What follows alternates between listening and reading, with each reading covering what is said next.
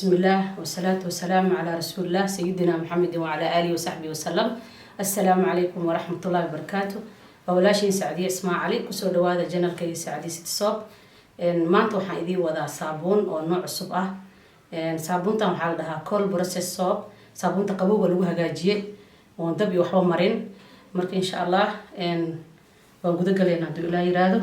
Waxyaabahan haysto sodium hydroxide waa maadada ka mas'uulka ah in saponification oo dhaco saabuun inay noqoto amaliyadii saabuunta inay sameysmato waa maadada mas'uulka ka ah. Marka saliida lagu daro saabuun ay isku bedelaysaa. waxaa la dhahaa sodium hydroxide. waxaan kale u baahanahay biyo, waa biyaha filtreysan caadiga, biyaha waterka filtreysan. hadda waxaan haystaa olive oil ayaan haystaa. waxaa ka hagaajin kartaa coconut, waxaa ka hagaajin kartaa palm oil, waxaa ka hagaajin kartaa almond, shea butter, saliid oo dhan waa laga hagaajin karaa insha Allah. ani laakiin waxaan haystaa olive oil, sodium hydroxide iyo biyo. marka labadan isku soo daraya insha Allah waan sameyneynaa daawasho wacan. 200 gram oo olive oil ah, 200 gram oo olive oil ah. sodium hydroxide waxaan u baahanahay 25 gram iyo bar. biyaha waxaan ka cabiranaa 57 gram. marka waa soo cabiranayaa, waa isku soo noqonaynaa insha Allah. marka sodium hydroxide iyo biyihii waa isku soo daray, waa isku soo qasay saa waqti uga faa'iideysan insha Allah. saliid ayaan ku dhex darayaa. saliidda weelkan waxba kuma shiidi karo, weelkan ayaan ku bedelinaa insha Allah.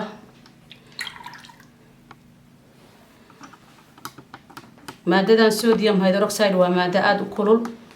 waxa waaye markaad hagaajinaysa waa inay ilmo ka ag dhaweyn, maxay tahay aad wadatid gloves, indhaha waxay ku saaran yihiin like sida okyaalo kale ama goggles.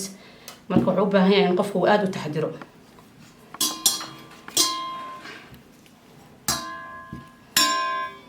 color hadaartid marka meeshan taaganta waa ku dari kartaa powderis hadaartid like herbal aan hadaa kartid dacarta powderkeeda ku dari kartaa, bariiska powderkiisa ku dari kartaa. waxyaabo badan adaa control karo. saliidaan is dhex galiyo marka hore biyahan ku shubayaa. biyihii waxaa waaye iyo sodium hydroxide iyo biyo la isku soo daray. saas marka la isugu daro waxaa dhacaya saponification waxa la dhaho, wixii inay saabuun noqdaan.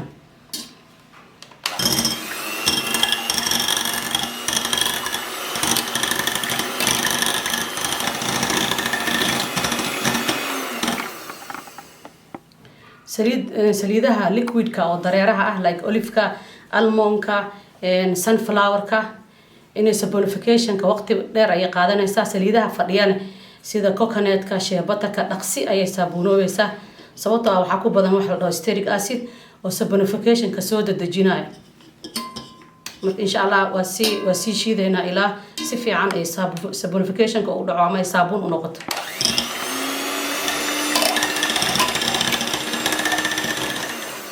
markay soo yara culsaato insha Allah moldiska ayaa ku shubaysaa. markay culsaato waxay gaartaa xaalad dhootriis.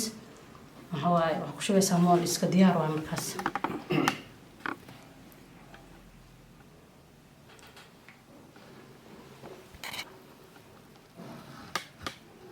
saabuuntan waxay u baahan tahay inay taalo 4 week si loo isticmaalo, laakiin 24 saac kadib moldiskaad ka bixinaysaa, waad qalajinaysaa.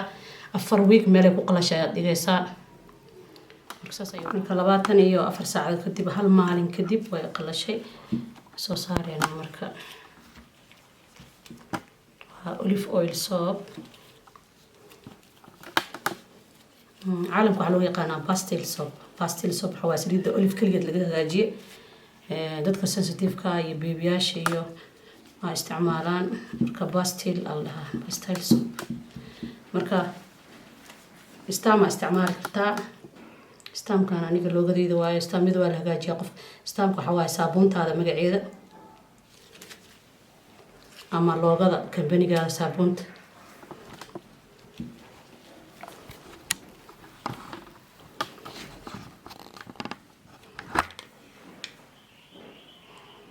aniga kambanigeyga waxaa la dhahaa Himilo East Africa. brand name-keygana waxaa la dhahaa Breeze.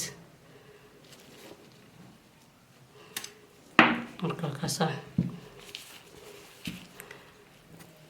logo aad u qurux badan labada dhinac uga sameyn kartaa marka insha Allah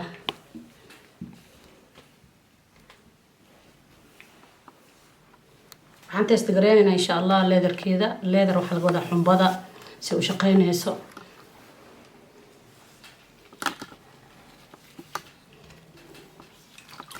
kasto gacmiga ay saliid leeyihiin laakiin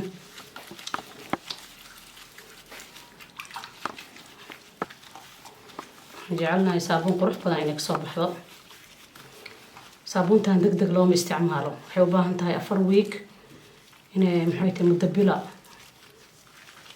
ها بوقت قارح وقارك سالة ببل إن كيورن تايم وسميه ومحيط إيش سبونفيكيشن كذا وضعه واي مادة وشوي مادة وكل واي وصابون كأي سديدة مرك الله ما أقوله إن ماشي إذا راح فري سقف واستعماله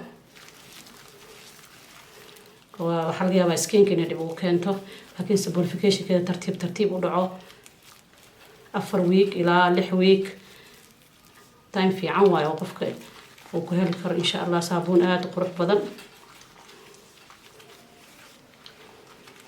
maadada sodium hydroxide maadada aad u kulul waaye marka insha Allah anaga waxaan sameeynay saliidiyo diyaarsan best recipe ah qofkii rabo daawadina idoo la diyaariyay sidoo isticmaal lahaay iyo waxyaabaha iyo wuxuu ka sameyn lahaa insha Allah loo sharaxayo ma idinayna hadii Ilaahay yiraahdo ka faa'iideysi wacan maadaama ay tahay saabuun aad isugu xirxiranoo qofka taxadar badan uga baahan marka taas saabuuntii